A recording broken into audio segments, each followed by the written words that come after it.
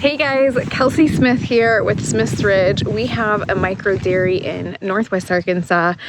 I am out here doing chores in the cold. Those of you who say cold is better than heat do not have a farm.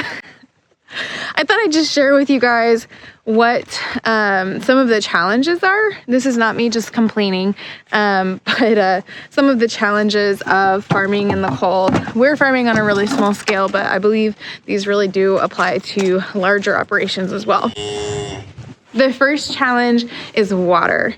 I am so thankful that we have a way to house all of our animals, or a pasture at least, all of our animals close enough to electricity that I can use the wonderful, beautiful invention of a electric water heater.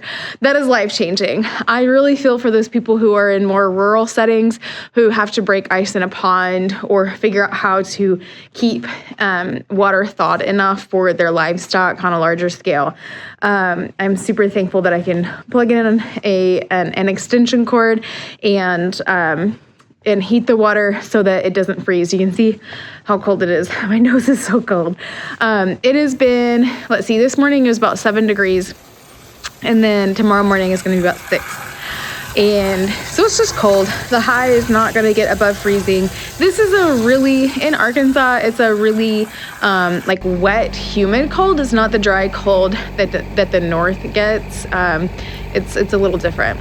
And even though we do have the electric water heaters, we still run into things like frozen hydrants and frozen water hoses that we have to thaw out in the shop and things like that. The chores tend to just take a little bit longer. Okay, this one is not necessarily a challenge, but just a note is that you want to be stocked up on hay if you're overwintering or caring for animals in the winter.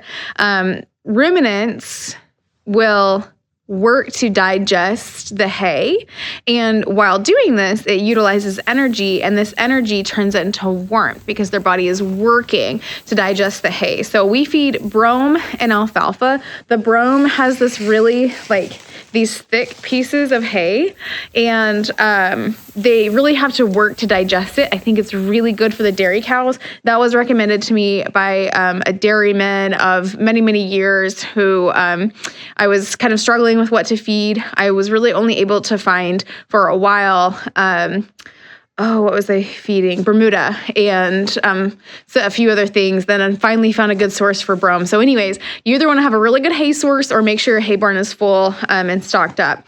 So you'll be feeding lots of hay in the winter. They need it to stay warm. So on these cold nights, I always make sure to feed extra. Something else that happens in cold weather is that equipment doesn't always like to work.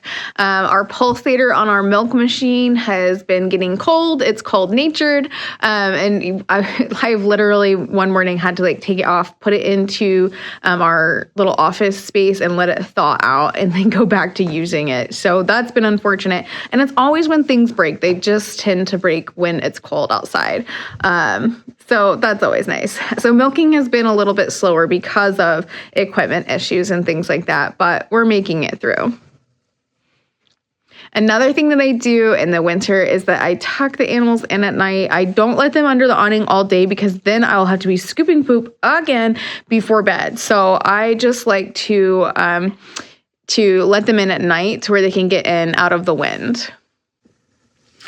And I do let them in during the day if it's raining or snowing, just so they don't get wet, because there's a big difference in wet cold and dry cold. Thankfully, we're still getting sunshine during the day and it's not super wet.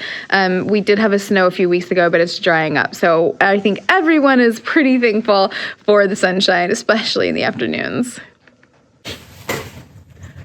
Another chore that we spend a lot of time doing in the winter is scooping manure. The calves stay in the barn at night, and then this girl behind me, she just was not faring well in the cold, so she got to come in the barn. The girls at night, the milking girls, go under the awning of the barn, and every morning, of course, that has to be scooped. In addition to, we don't have just a lot of property, and so we also scoop pastures too. Good fun there. So we spend a lot of time just keeping their spaces clean. I think that is very, very important, but that's something that is not as fun in the winter, and there's definitely more of it to do. And then one other challenge is that we live on the top of a hill, and our farm stand is up on the top of a hill.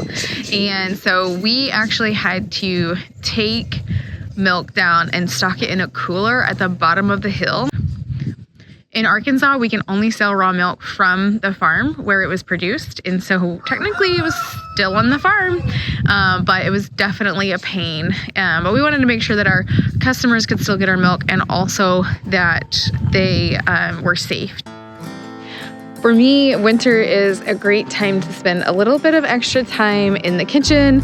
I oftentimes don't bake bread and things like that in the spring, summer, fall, whenever we're busy with other things like the garden and calving and things like that.